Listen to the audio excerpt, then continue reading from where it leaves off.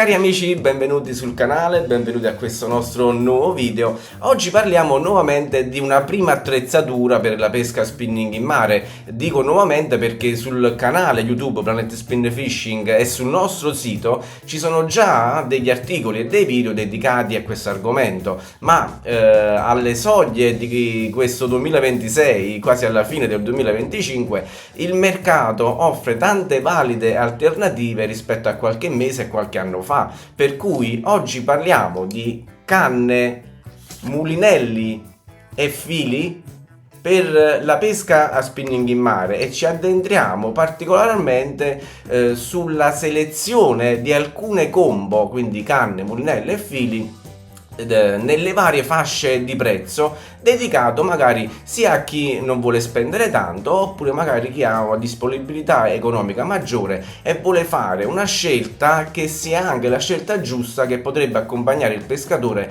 in tante battute di pesca a spinning.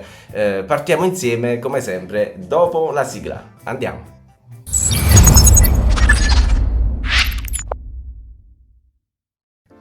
Come al solito ci facciamo accompagnare da un documento di riepilogo che ho realizzato per meglio far comprendere l'argomento di cui trattiamo oggi. Una prima attrezzatura per la pesca a spinning in mare. Come dicevo, c'è già materiale in merito a questo argomento, però ecco, facciamo un upgrade, un aggiornamento indicando maggiormente i modelli e le fasce di prezzo in cui ecco vogliamo muoverci. Solitamente ricevo delle domande sul canale e sui social di Planet Spin collegati al nostro network, in cui mi viene detto: ma perché se con un'attrezzatura economica io riesco a fare le mie battute di pesca, a divertirmi, molte volte ci sono dei consigli in merito ad attrezzature molto costose, sia si tratti di canne, mulinelli e fili, ma anche esche artificiali. Diciamo, la risposta è molto semplice e in tanti altri video è stato già affrontato questo argomento.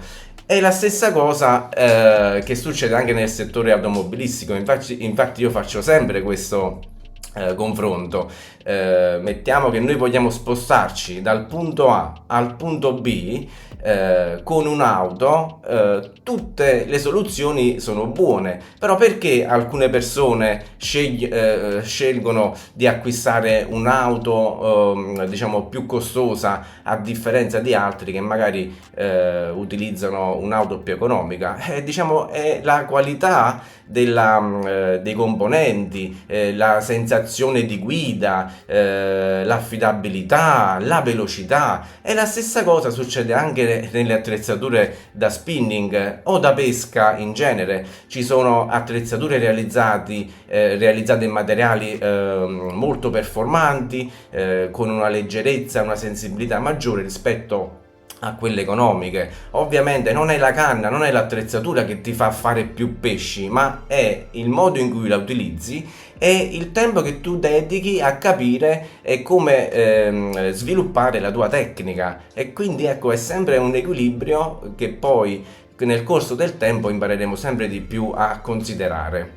Dopo questo piccolo preambolo partiamo con la scelta dell'attrezzatura da pesca a spinning in mare.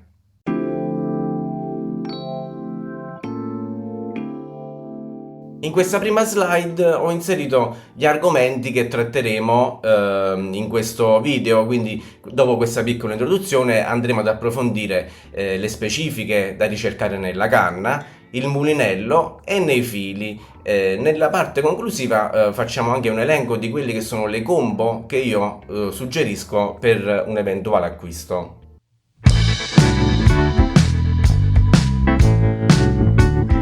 Quali sono le cose da considerare per la scelta della canna?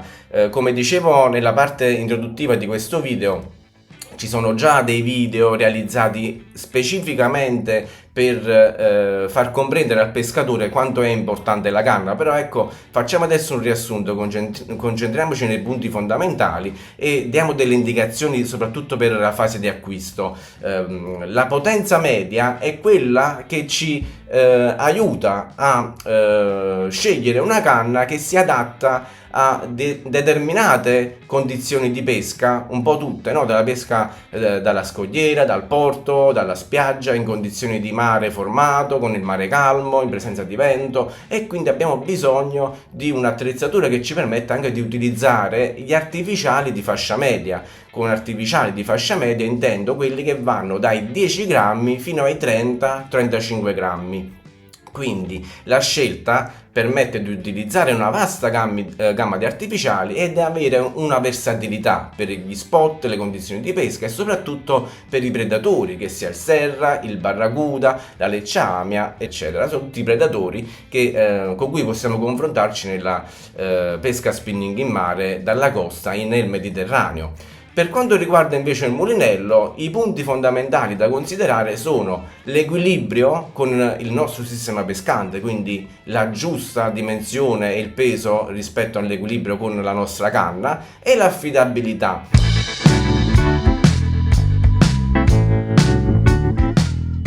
Passiamo adesso alla scheda sul mulinello. Le due caratteristiche principali da ricercare sono l'equilibrio con il nostro sistema pescante, quindi con la canna. Non deve essere né troppo grande né troppo piccolo, deve equilibrare giustamente la nostra canna, e poi deve essere un mulinello affidabile. L'affidabilità la troviamo in quei mulinelli che sono realizzati con materiali di alta qualità, che assicurano una durata nel tempo nell'utilizzo in ambienti marini, dove la corrosione gioca un ruolo importante verso questi componenti. Inoltre ci garantisce un corretto imbobinamento del filo trecciato che poi vedremo nella scheda dedicata, perché non tutti i mulinelli sono adatti per l'utilizzo con i fili trecciati, e quindi se noi utilizziamo un mulinello di fascia troppo bassa, che succede? Che oltre a non imbobinare bene ci crea delle parrucche sul filo. Nei primi lanci vedremo dei grovigli di filo, e questo è sintomo che il mulinello non è fatto per questi fili trecciati, e quindi ecco, dobbiamo rimediare verso scelte alternative. Quindi investiamo qualche euro in più sul mulinello, che sicuramente nel tempo ce lo ritroveremo. Per quanto riguarda i vantaggi di questa scelta equilibrata tra canna e mulinello, ci amplificano la sensibilità, ovvero ci fanno ben capire cosa succede all'altro capo della lenza, se l'esca artificiale muove bene, se riceviamo delle tocche, se riusciamo, ecco, a gestire bene l'esca artificiale, quando arriva sul fondale. Tutte queste opzioni, ecco, le possiamo trovare utilizzando un mulinello e una canna equilibrato. Infatti anche la versatilità, come dicevo prima. Inoltre una canna e un mulinello di buona qualità, soprattutto agli inizi, ci assicura una riserva di potenza che è necessaria per contrastare ad esempio catture di grande mole, che possono sempre capitare nelle nostre battute di pesca, e ci assicurano un margine di errore, quindi ecco, ci aiutano in quelli che sono gli errori che noi commettiamo all'inizio, e quindi ci assicurano questo margine per fronteggiare situazioni a cui noi non siamo né pronti né esperti nell'immediato.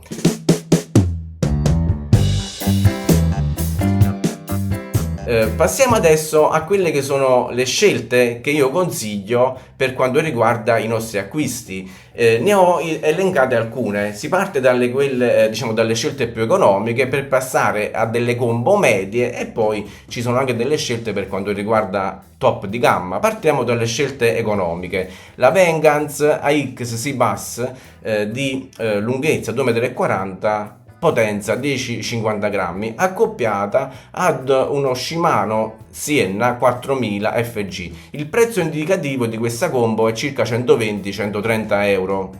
Perché sceglierla? Ovviamente il rapporto qualità-prezzo eccellente, è ideale per chi inizia e vuole avere un'attrezzatura sicura e affidabile. Un'alternativa economica a questa combo è la Ninja Spinning, una canna da 2,40 m di potenza 10-40 grammi, accoppiata a un mulinello sempre serie Ninja LT 4000. Anche in questo caso il prezzo indicativo si aggira intorno alle 120-140 euro, dipende anche un po' dalle offerte che noi troviamo online o dal negoziante sotto casa. Perché scegliere questa combo? Perché è una ottima soluzione entry level e può essere anche una scelta che ci accompagnerà per tante uscite di pesca, quindi ottima per iniziare, ma potrebbe essere anche una scelta definitiva per tanti anni di pesca. Per quanto riguarda invece la fascia superiore, quindi aumentiamo il costo di questa combo, come canna una Majorcraft First Gas Sea Bass da 2,44 m, sempre potenza 10,42 grammi, accoppiato ad un mulinello Daiwa Legalis LT 4000. Il prezzo quindi sale rispetto ai modelli precedenti, arriviamo a circa 170-180 euro. La scegliamo perché si tratta di una combo versatile, molto leggera e perfetta per affrontare spot diversi con diverse tipologie di artificiali. Una canna molto interessante per la pesca della spigola, ma non solo, è una canna che ci permette, accoppiata a questo mulinello, di gestire tante situazioni di pesca differenti, sia come spot che come condizioni di mare. Ancora un'altra combo che io amo particolarmente è quella composta dalla Daiwa XLR 802 mH, sempre di potenza 10,50 grammi, accoppiata ad un mulinello Shimano Naski FC di taglia 5000. In questo caso il prezzo si aggira intorno alle 170-180 euro. È una combo molto, molto versatile e perfetta per diverse tipologie di esche artificiali e di spot.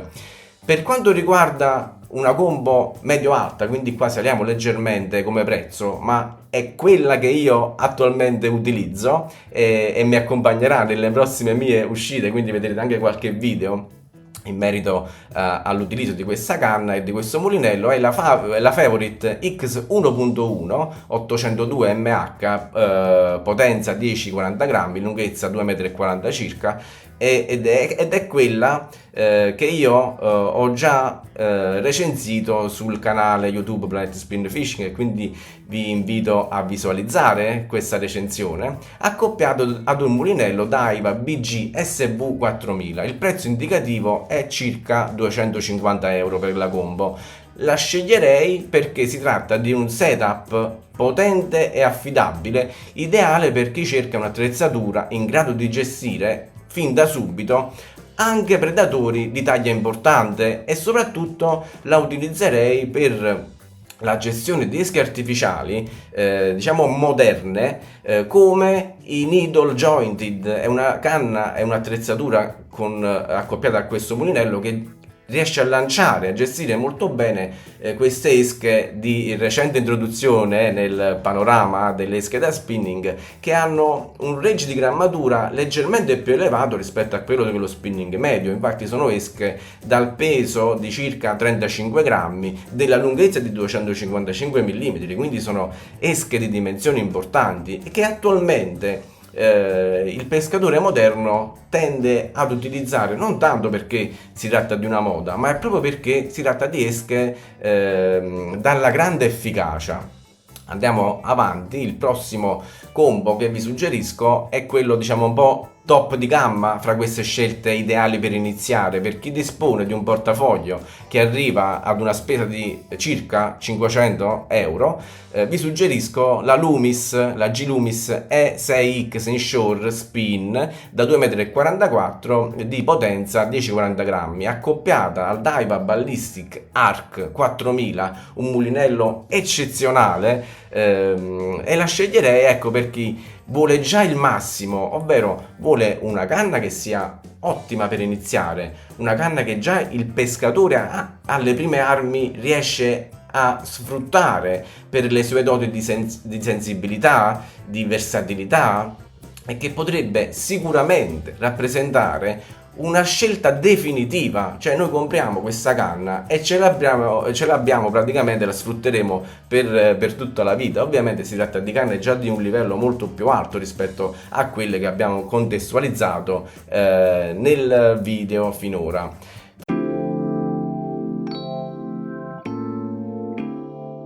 Facciamo un ultimo break di attenzione per quanto riguarda i fili.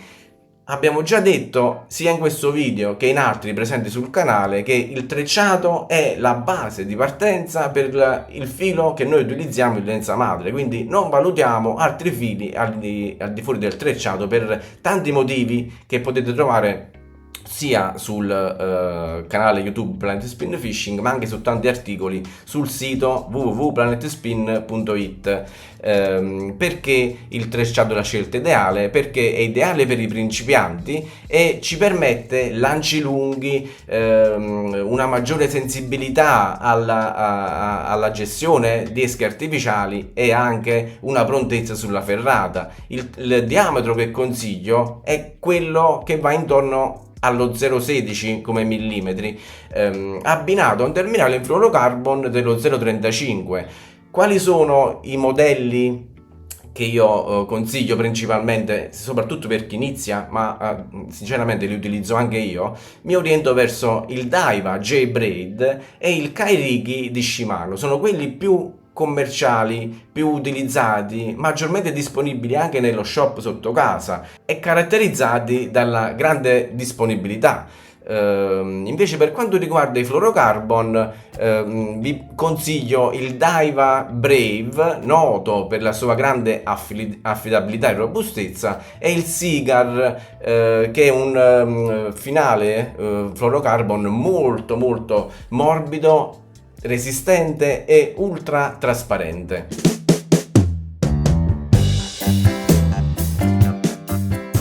Cari amici, siamo giunti alla fine di questo nostro video di approfondimento per la scelta di una prima attrezzatura per la pesca a spinning in mare. Che dire, ringrazio tutti voi per la visione di questo video. Se vi è piaciuto lasciate un like, scrivetemi un commento per farmi sapere la vostra opinione in merito o consigliatemi qualche alternativa da utilizzare per le sessioni di pesca. Ricordo che sullo shop Amazon ci sono le guide dedicate alla pesca spinning in mare e non solo, ci sono anche guide dedicate al kayak fishing, alle esche artificiali siliconiche, al light jigging, allo shore jigging.